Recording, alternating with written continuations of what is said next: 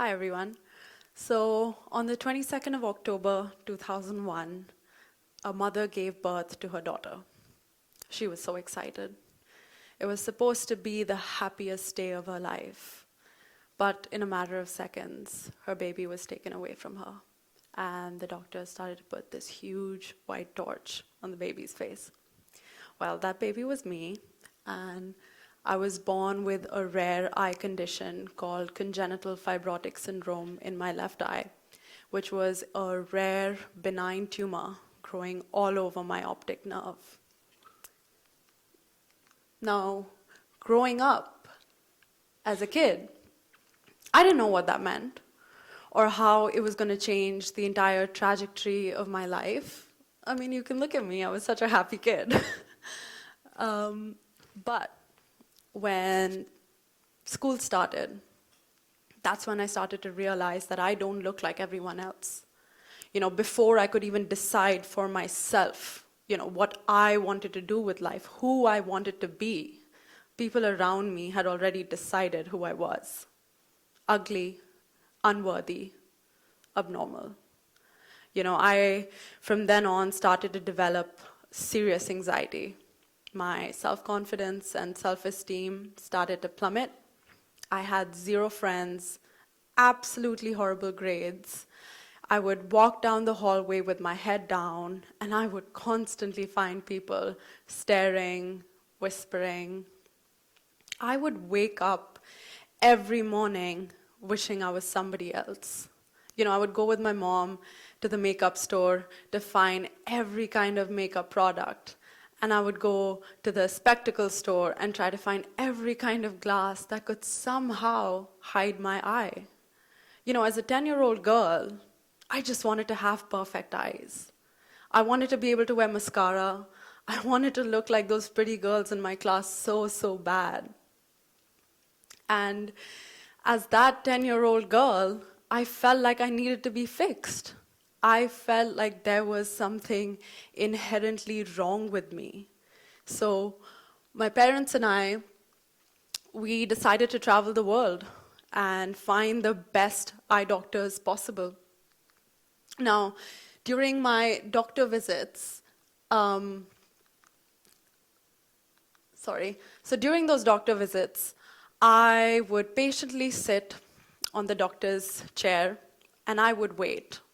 While they would do all those tests, while they would use all those instruments, I would wait for them to say those golden, magical words that they have a cure, that they could somehow fix my eye and I can go back to leading a happy, normal life. But doctor after doctor, appointment after appointment, they would say the same thing over and over again. Your condition is too rare. There are too many risks involved, and I'm sorry, Anahita, we can't help you. I was broken. I didn't have the energy to deal with anything. The only 2 people I ever spoke to were my parents, and I stopped speaking with them as well.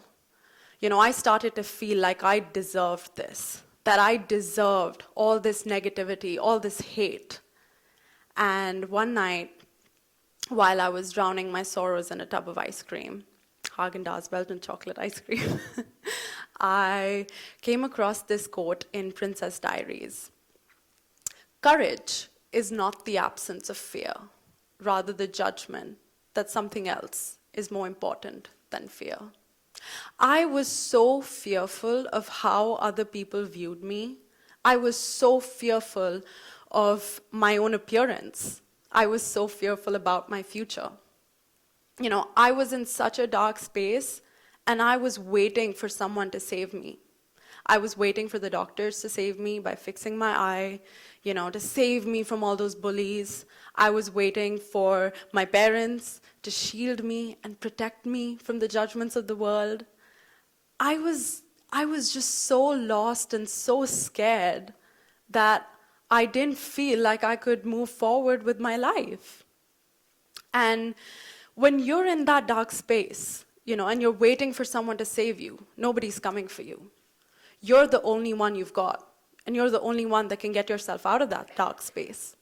So from then on, I decided that I was done with the self-hate and the loathing. I spend my time very differently. I started reading a lot of self-help books. I started watching a lot of TED Talks, a lot of motivational videos. I started listening to Michelle Obama and Oprah Winfrey speak. And I truly started to change my perspective from how I wanted to look to the kind of impact and difference I wanted to make in my society. So during COVID, I started my Instagram page called Unfiltered with Anahita, where I, candidly shared my story of my struggles. And to my surprise, I received so much love. I got so many messages from people saying that they're struggling too, that they have these crazy insecurities as well. And I started to realize that I wasn't alone, that so many of us are still struggling. So when I came to University of St. Andrews, I decided to continue Unfiltered with Anahita as a radio show. And I invited students to share their stories of pain, their vulnerabilities, their insecurities, and how they turned that into their power. And I had my absolutely amazing guests talk about their journeys struggling from eating disorders, intimate partner violence, body image issues, PCOS. And we were truly able to create a community of women who felt empowered, who found strength in their insecurities and their vulnerabilities. So today, I want you all to take back 3 lessons of self-acceptance from my story. Number 1, in order to accept yourself, you need to accept others around you. Not everyone's going to be happy for you. Not everyone's going to cheer you on. There are going to be bullies along the way, but you cannot let them dim the light within you. Number 2, being different is really not a bad thing. We as human beings, we're kind of conditioned to follow the crowd. We're conditioned to follow certain societal norms of beauty, of how to act, of how to think, of how to feel. And I'm here to tell you that looking different, being different, having a different political view from your friends, or having a different hairstyle, or a different fashion sense, those are the things that make you unique. Those are the things that make you stand out. Hold on to that. And number 3, and the most important one, change your thoughts, change your world. I'm a strong believer of the fact that the way you think and feel about yourself shapes your reality. And for the longest time, I saw myself as ugly, unworthy, and abnormal, and that's exactly how the world viewed me.